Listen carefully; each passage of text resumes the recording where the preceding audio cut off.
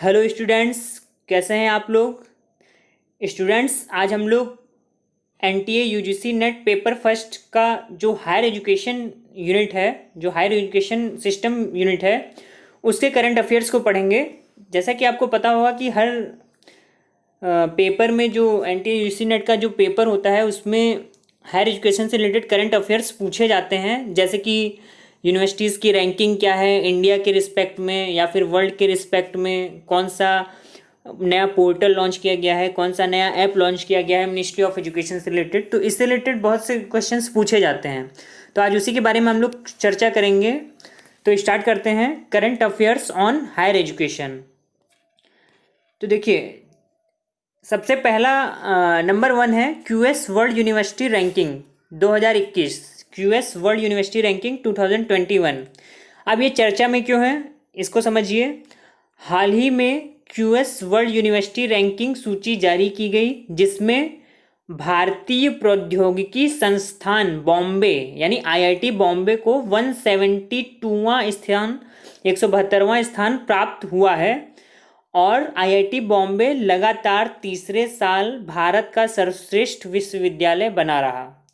तो एक मेन बहुत ही इंपॉर्टेंट क्वेश्चन यहाँ से ये निकल के आया कि भारत का बेस्ट सर्वश्रेष्ठ यूनिवर्सिटी कौन सी है? आईआईटी बॉम्बे, जो कि क्यूएस वर्ल्ड यूनिवर्सिटी रैंकिंग ने इसको नामित किया है। और अगर वर्ल्ड के रिस्पेक्ट में देखें तो आईआईटी बॉम्बे किस प्लेस पर है? 172 प्लेस पर है, यानी 172वां स्थान प्राप्त किया है। अब देखिए, इसके बारे में कुछ प्रमुख बिंदु जान लेते हैं क्यूएस वर्ल्ड यूनिवर्सिटी रैंकिंग के बारे में। जैसा कि आपकी स्क्रीन पर दिख भी रहा होगा, क्यूएस वर्ल्ड यूनिवर्सिटी रैंकिंग की 1000 वैश्विक संस्थानों की सूची में भारतीय संस्थानों की कुल संख्या घटकर 21 हो गई है। अब देखिए, हुआ क्या है कि जो 1000 ग्लोबल इंस्टीट्यूट्स हैं उसमें जो इंडियन इंस्टीट्यूट हैं अब मात्र 21 ही बचे हैं। मतलब टॉप 1000 इंस्टीट्यूट्स में इंडिया के केवल 21 इंस्टीट्यूट ही बचे हैं। इस सूची में आईआईटी बॉम्बे की रैंकिंग में 20 स्थान की गिरावट हुई है। अब देखिए, एक चीज़ और इसमें खास बात है कि आईआईटी बॉम्बे की जो रैंकिंग है वो भी 20 प्लेस नीचे खिसक गई है। अगला देखिए क्या है, केवल आईआईटी गुवाहाटी और आईआईटी हैदराबाद की रैंकिंग में सुधार हुआ है। यानी कि आईआईटी गुवाहाटी और आईआईटी हैदराबाद, इनकी रैंकिंग में थोड़ा सा सुधार हुआ है। नेक्स्ट पॉइंट देखिए क्या लिखा है, भारतीय संस्थानों को अंतर्राष्ट्रीय संकाय और छात्रों के अनुपात के संदर्भ में 6 मापदंडों में से 0 अंक प्राप्त हुए हैं। यानी कि देखिए, जितने भी इंडियन इंस्टीट्यूट्स हैं उनके जो 6 मेजरमेंट हैं या 6 इंडिकेटर्स हैं उसमें जो है कि 6 में 0 अंक प्राप्त हुए हैं। अगला पॉइंट है आपका, आईआईटी दिल्ली की रैंक 10 स्थान की कमी के साथ 193 हो गई। यानी कि देखिए, आईआईटी दिल्ली किस प्लेस पर आ गया? 193 प्लेस पर 10 प्लेस की गिरावट हुई है। जबकि आईआईटी मद्रास की रैंक 275 है। उसके बाद नेक्स्ट पॉइंट देखिए क्या है, आईआईटी खड़गपुर और आईआईटी कानपुर दोनों शीर्ष 300 यूनिवर्सिटीज से बाहर हो गए हैं। देखिए और क्या है, आईआईटी खड़गपुर और आईआईटी कानपुर ये भी टॉप 300 यूनिवर्सिटीज से बाहर चले गए हैं।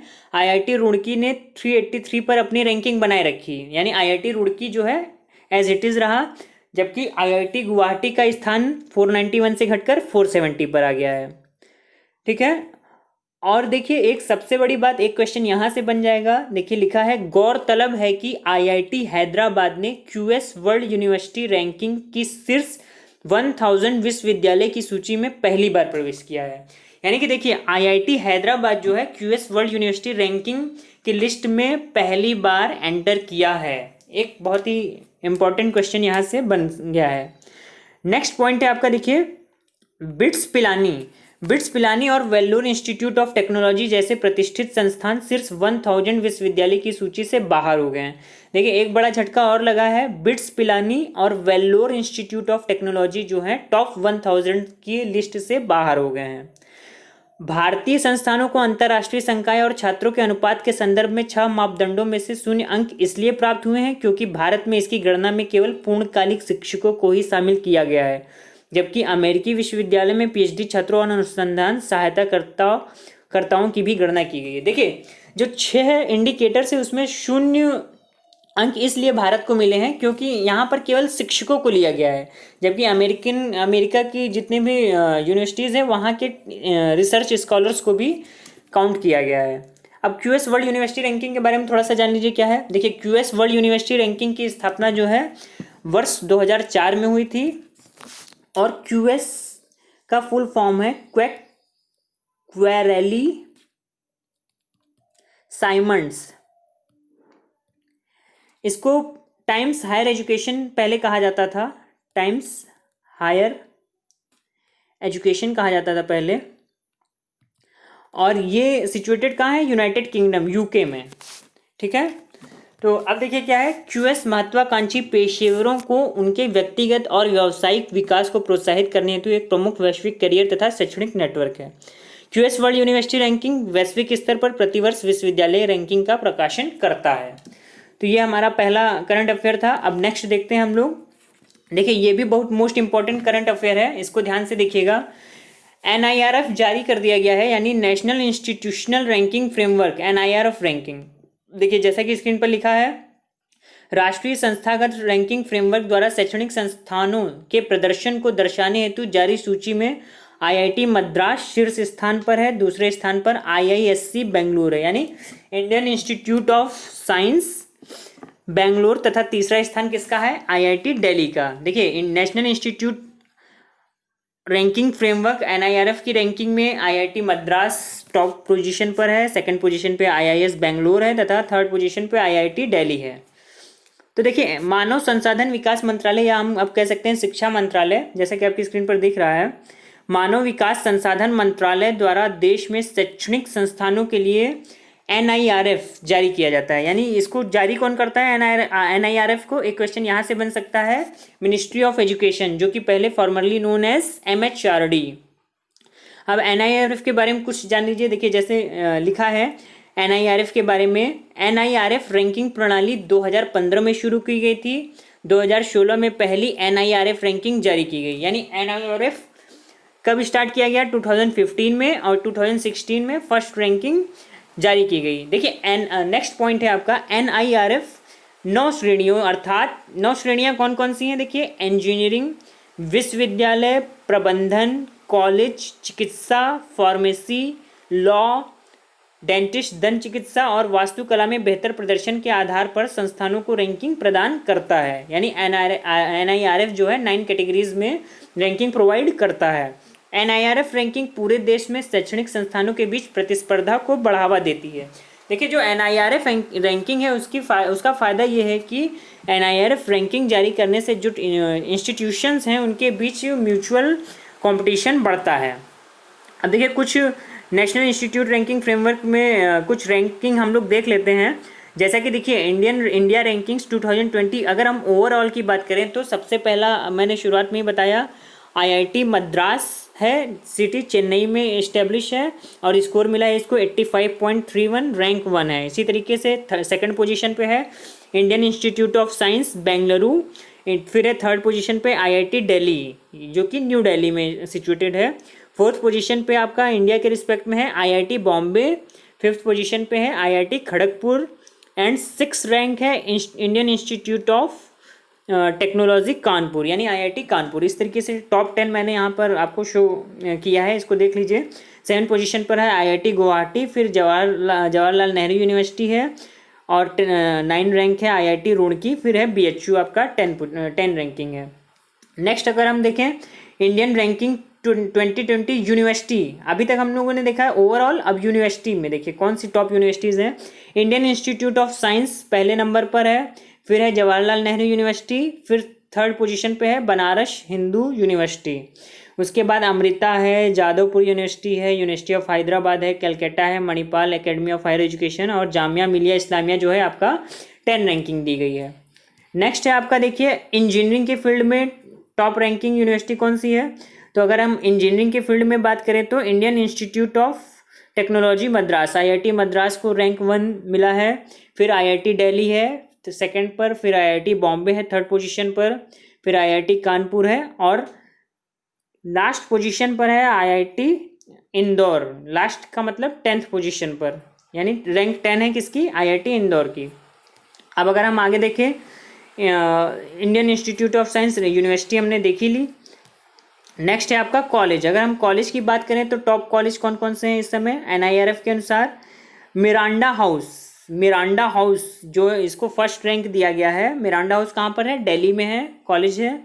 उसके बाद सेकंड रैंक है lady Shri Ram college for women, ये भी न्यू दिल्ली में है, इसका स्कोर है 72.08। हिंदू कॉलेज है थर्ड पोजीशन पर, थर्ड रैंक है, ये भी दिल्ली में है। सेंट स्टीफेंस कॉलेज ये भी दिल्ली में है फोर्थ पोजीशन पर। उसके बाद अगर हम बात करें तो प्रेसिडेंसी कॉलेज लोयोला कॉलेज ये चेन्नई में है फिफ्थ और सिक्स पोजीशन पर। सेंट जेवियर्स कोलकाता में और 10th पोजीशन पर है। PSGR कृष्णमल कॉलेज फॉर वुमेन जो कि 10th रैंक है। नेक्स्ट हम देखते हैं क्या है। देखिए मेडिकल के फील्ड में अगर हम बात करें तो मेडिकल के फील्ड में जो टॉप रैंकिंग है all India institute of medical science AIIMS new Delhi की टॉप रैंकिंग है, 1 पोजीशन है इसकी। उसके बाद है आपका सेकंड रैंक है post graduate institute of medical education and research Chandigarh. फिर है Christian medical college third rank है वेल्लोर। उसके बाद अगर हम देखें तो देखिए आपका जो किंग जॉर्ज मेडिकल यूनिवर्सिटी है रैंक 10 है जो कि लखनऊ में इस्टेब्लिश है, king George medical university KGMU। Next अगर हम लॉ के फील्ड में बात करें तो लॉ के फील्ड में सबसे फर्स्ट रैंक किसको प्राप्त हुआ है? National law school of India university जो कि बेंगलुरु में है। उसके बाद national law university New Delhi second rank, फिर NALSAR university of law Hyderabad third rank और 10th रैंक जो है the Rajiv Gandhi national university of law Patiala Punjab.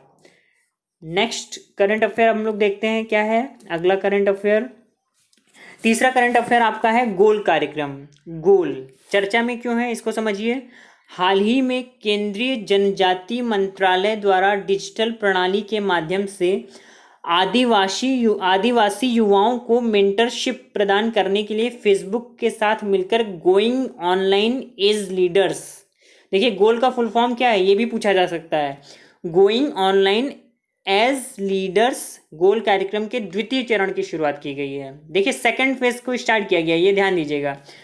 प्रमुख बिंदु इसके देख लेते हैं, मुख्य पॉइंट। देखिए गोल कार्यक्रम के द्वारा आदिवासी युवाओं को डिजिटल मोड के माध्यम से मेंटरशिप प्रदान किया जाएगा, यानी कि ये किसके लिए है? शेड्यूल्ड ट्राइब्स के लिए है।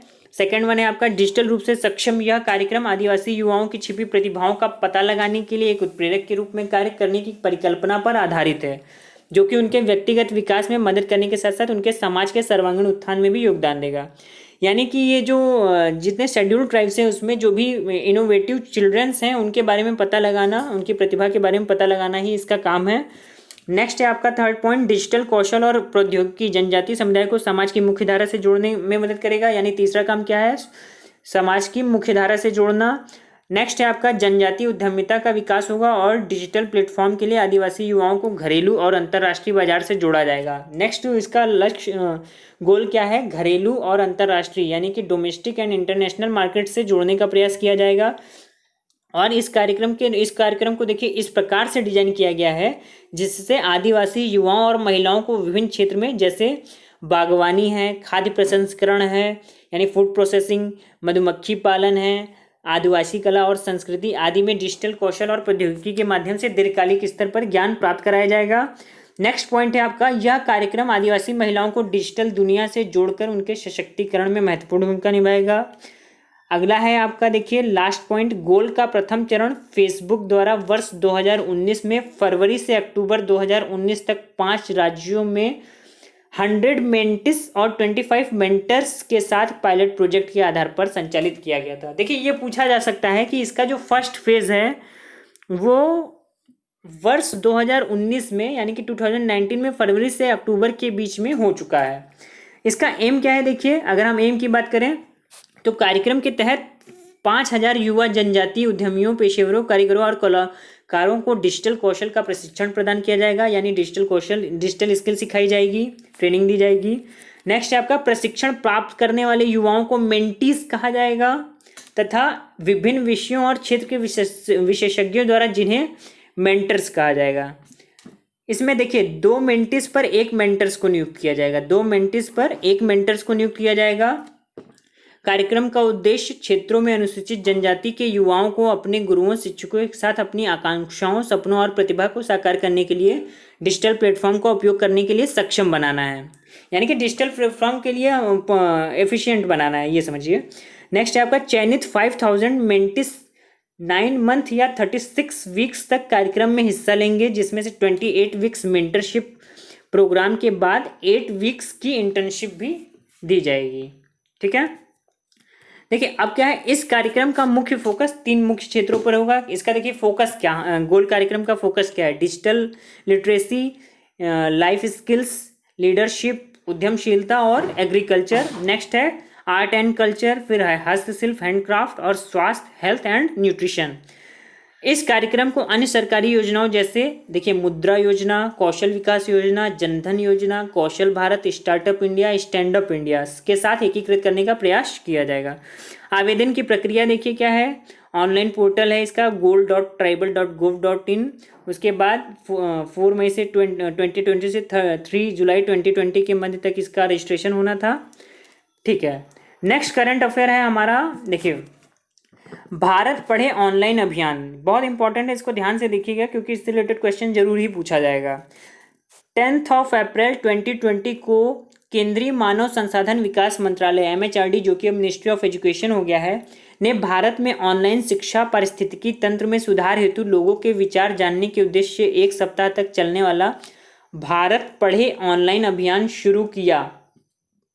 देखिए इस अभियान का उद्देश्य क्या था, भारत के सर्वश्रेष्ठ युवा बौद्धिक वर्ग को आमंत्रित करना है ताकि ऑनलाइन शिक्षा की बाधाओं को दूर करते हुए उपलब्ध डिजिटल शिक्षा प्लेटफॉर्म को बढ़ावा देकर MHRD के साथ सुझाव समाधान साझा किया जा सके एवं उपलब्ध डिजिटल शिक्षा प्लेटफॉर्म को बढ़ावा दिया जा सके। यानी कुल मिला के इसका मतलब ये है कि डिजिटल एजुकेशन प्लेटफॉर्म्स को बढ़ावा देना और न्यू इनोवेशंस को बढ़ावा देना, रिसर्च को बढ़ावा देना, इसके लिए बच्चों को प्रिपेयर करना। जो छात्र वर्तमान में स्कूलों या उच्च शिक्षण संस्थानों में पढ़ रहे हैं वे विभिन्न पाठ्यक्रमों में मौजूदा डिजिटल प्लेटफॉर्म से दैनिक आधार पर जुड़े हुए हैं। वे इस अभियान से जुड़कर मौजूदा ऑनलाइन शिक्षण प्लेटफॉर्म की कमियों के बारे में और इसे कैसे अधिक आकर्षक बनाया जा सकता है आदि से संबंधित सुझाव भी भेज सकते हैं। देखिए इसका मेन पर्पस यही है कि जो डिजिटल एजुकेशन या ऑनलाइन मीडियम से जो एजुकेशन चल रही है उसमें क्या कमियां हैं वो किससे पता चलेगा, बच्चे जो पढ़ रहे हैं उन्हीं से तो पता चलेगा।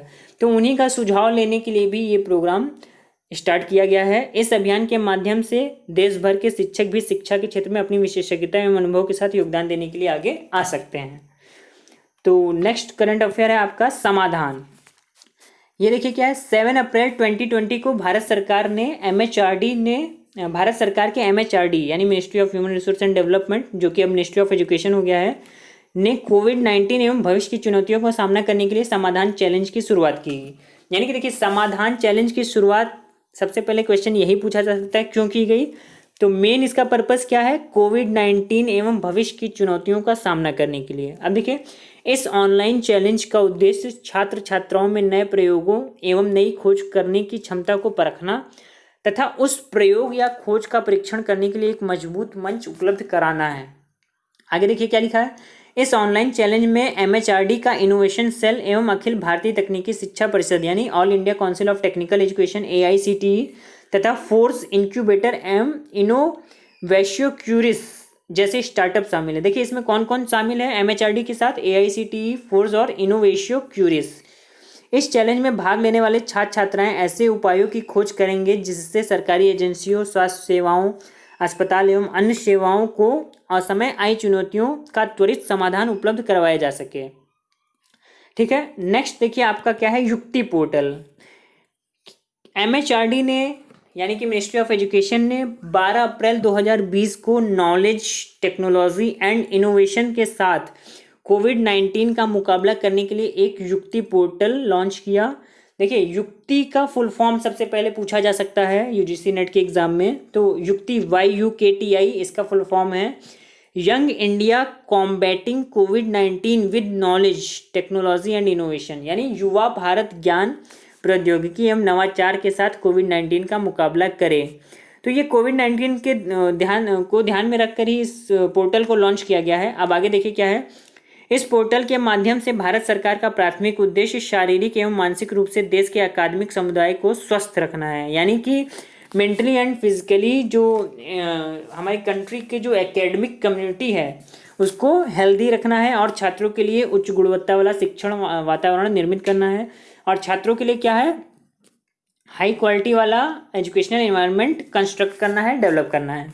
युक्ति भारत सरकार के मानव संसाधन विकास मंत्रालय के प्रयासों एवं पहलों की निगरानी व रिकॉर्ड करने के लिए एक यूनिक पोर्टल तथा डैशबोर्ड है। यह पोर्टल कोविड-19 से संबंधित विभिन्न चुनौतियों को व्यापक तरीके से कवर करेगा। यह पोर्टल बड़े पैमाने पर शैक्षणिक समुदाय की सेवाओं के प्रभावी वितरण के लिए गुणात्मक एवं मात्रात्मक दोनों मापदंडों को कवर करेगा। देखिए इसके ये एम है। यह पोर्टल एमएचआरडी और देश के विभिन्न संस्थानों के बीच दो तरफा यानी कि 2 वे कम्युनिकेशन चैनल भी स्थापित करेगा ताकि एमएचआरडी और जो और भी इंस्टीट्यूट्स हैं उनको सहायता प्रदान कर सके।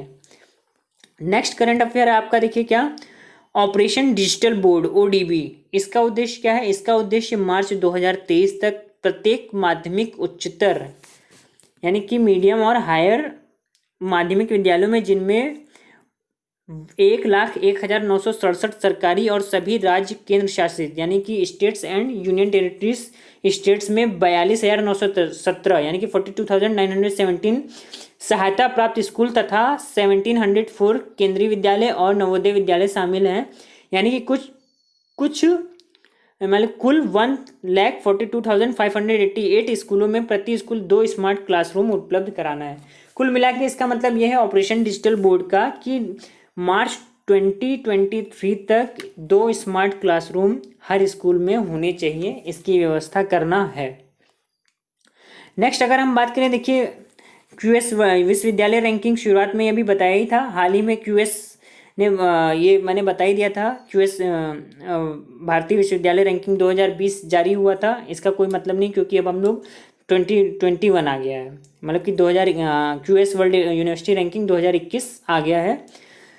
फिर भी अगर इसको कंपैरेटिव देखना चाहें तो QS world university ranking world के रिस्पेक्ट में 2021 में जो फर्स्ट पोजीशन पे है Massachusetts institute of technology USA का है, 2020 में भी यही था। स्टैनफोर्ड यूनिवर्सिटी सेकंड रैंक पर है, यूएसए की ही है। हार्वर्ड यूनिवर्सिटी थर्ड रैंक पर है, यूएसए की ही। यानी कि ये टॉप 3 पोजीशन चेंज नहीं हुए हैं, यूएसए के जो यूनिवर्सिटीज़ है वो वही हैं। 4th पोजीशन पर आ गया है कैलिफोर्निया इंस्टीट्यूट ऑफ टेक्नोलॉजी 2021 में। तो नेक्स्ट है, अगर इंडिया के रिस्पेक्ट में बात करें तो शुरुआत में ही सबसे पहला करंट अफेयर हमारा यही था। आईआईटी बॉम्बे जो है 172 रैंक के साथ है। इंडियन इंस्टीट्यूट ऑफ साइंस जो है आईआईएस बेंगलोर 185 रैंक और Indian institute of technology Delhi 193 position पर है। अब अगर हम कुछ और करंट अफेयर्स की बात करें तो all India survey on higher education 2018-19 के आधार पर हम कुछ डेटा देख लेते हैं। हायर एजुकेशन की क्या पोजीशन है इंडिया में। देखिए अभी नया डेटा नहीं आया है, अभी नया डेटा जो 2020-21 का है अभी अपलोड नहीं हुआ है, तो इसलिए इसी डेटा को देखना जरूरी है क्योंकि इसी से रिलेटेड क्वेश्चंस पूछा जा सकता है। तो देखिए अगर हम बात करें इस समय प्रेजेंटली इंडिया में टोटल कितनी यूनिवर्सिटीज़ हैं, टोटल 993 यूनिवर्सिटीज़ हैं। कॉलेजेस कितने हैं, 39,931 और 10,725 स्टैंड अलोन इंस्टीट्यूशंस हैं। उसके बाद अगर हम बात करें 385 यूनिवर्सिटीज़, सेकंड पॉइंट है आपका 385 यूनिवर्सिटीज़ प्राइवेटली मैनेज होती हैं। देखिए थर्ड पॉइंट है 16 यूनिवर्सिटीज़ और एक्सक्लूसिवली फॉर वुमेन। 16 विश्वविद्यालय ऐसे हैं जो कि केवल महिलाओं के लिए हैं। उसमें से 3 राजस्थान में हैं, 2 तमिलनाडु में हैं और 1 आंध्र प्रदेश, आसाम, बिहार, दिल्ली, हरियाणा, हिमाचल प्रदेश, कर्नाटक, महाराष्ट्र, उड़ीसा, उत्तराखंड और वेस्ट बंगाल में 1-1 हैं। उसके बाद देखिए 4th पॉइंट है आपका एक सेंट्रल ओपन यूनिवर्सिटी है, आपने सुना होगा इग्नू का नाम, Indira Gandhi national open university. 14 state open university है इस समय और 1 स्टेट प्राइवेट ओपन यूनिवर्सिटी, एक प्राइवेट ओपन यूनिवर्सिटी है। 110 ड्यूअल मोड यूनिवर्सिटीज़ हैं, ठीक है। 5th पॉइंट है आपका, देखिए यहाँ पर 548 general, 142 technical, 63 agriculture and 58 medical, 23 law and 13 Sanskrit and 9 language universities हैं, ठीक है। नेक्स्ट अगर हम बात करें तो जो आपका देखिए लास्ट पॉइंट है 16.3% ऑफ द कॉलेजेस और हैविंग एनरोलमेंट लेस देन 100। यानी कि 16.3% कॉलेज ऐसे हैं जिनका एनरोलमेंट 100 से भी कम है। Only 4% college have enrolment more than 3000। केवल 4% कॉलेजेस ऐसे हैं हायर एजुकेशन से रिलेटेड जिसमें 3000 से ज़्यादा एनरोलमेंट बच्चों का हुआ है। अब देखिए जो लास्ट से पॉइंट नंबर 5 है वो ये कहता है कि 60.53% कॉलेज और लोकेटेड इन रूरल एरिया, यानी कि रूरल एरिया ग्रामीण क्षेत्र में रूरल एरिया में कितने हैं 60.53% और 11.04% कॉलेज जो है कि फीमेल के लिए हैं। नेक्स्ट अगर हम बात करें देखिए क्या है कि रिजल्ट्स की total enrolment in higher education has be estimated to be 37.4 million with 19.2 million male. देखिए हायर एजुकेशन में इस समय 37.4 मिलियन एनरोलमेंट है इंडिया में, जिसमें से 19.2 मिलियन मेल हैं और 18.2 मिलियन फीमेल हैं। Female constitute 48.6% of the total enrolment, यानी कि इसमें से फीमेल का हिस्सा जो है 48.6% फीमेल हायर एजुकेशन में एनरोल्ड हैं। नेक्स्ट पॉइंट की बात करें तो क्या है, ग्रॉस एनरोलमेंट रेट जो GER है हायर एजुकेशन में इंडिया का वो 26.3% है। ये मोस्ट इंपॉर्टेंट लाइन है। जो ग्रॉस एनरोलमेंट रेट है हायर एजुकेशन के रिस्पेक्ट में इंडिया का वो 26.3% है, जिसको कैलकुलेट किस आधार पे किया गया है, which is calculated for 18 to 23 years of age group. यानी कि gross enrolment rate for male population is 26.3% and for females it is 26.4%। देखिए एक अच्छी बात यह है कि ग्रॉस एनरोलमेंट रेट के मामले में देखें तो जो फीमेल्स हैं वो मेल की अपेक्षा ज़्यादा हैं, यानी कि 26.4% फीमेल जो है एनरोल्ड हैं। फॉर शेड्यूल कास्ट, अगर शेड्यूल कास्ट की बात करें तो ये 23% फीमेल, और शेड्यूल ट्राइब्स की बात करें तो 17.2% as compared to the national gross enrolment rate.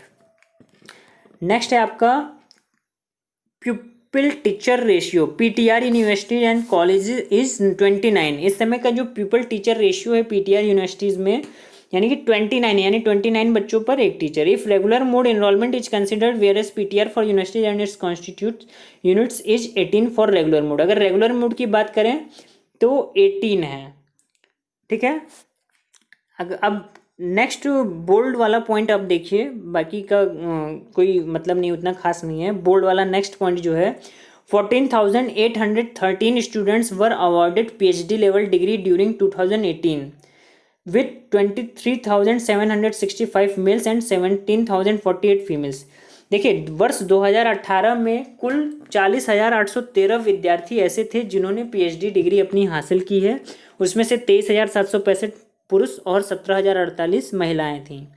BA में नेक्स्ट पॉइंट है आपका BA bachelor of arts graduation में 23.3 lakh degree has been awarded, मतलब 23.3 लाख लोगों को पास किया गया, पास हुए। BSc में 11.6 लाख और BCom में 9.6 लाख, ठीक है। तो इस तरीके से आज हम लोगों ने कुछ करंट अफेयर्स देखे हैं हायर एजुकेशन को देखते हुए, और आशा करता हूँ आपको ये क्लास समझ में आई होगी। यदि फिर भी कोई कन्फ्यूज़न है तो आप कमेंट के द्वारा पूछ सकते हैं, और अगर आपको वीडियोस अच्छे लग रहे हैं तो इन्हें सब्सक्राइब, लाइक एंड शेयर कीजिए। Thank you so much. आपका दिन शुभ हो।